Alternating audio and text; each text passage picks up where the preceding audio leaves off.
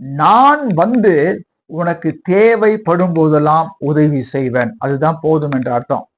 அப்ப இந்த போதும் என்ற அர்த்தம் பாருங்க, இந்த காரியங்கள் எல்லாம் பொருள்படுவது.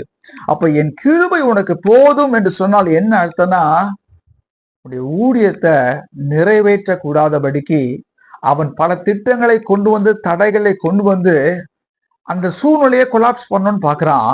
ஆனா அந்த கொலாப்ஸ் பண்ண முடியாத அளவுக்கு அந்த கொலாப்ஸை எதிர்த்து நான் உனக்கு உதவியா வந்து நிற்பேன். பிரியமானவர்களே, இதை கேட்கிற உங்களுக்கு நான் சொல்லுகிறேன், அவருடைய கிருபை உங்களுக்கு போதும் என்று சொன்னால் அதனுடைய அர்த்தம் என்ன?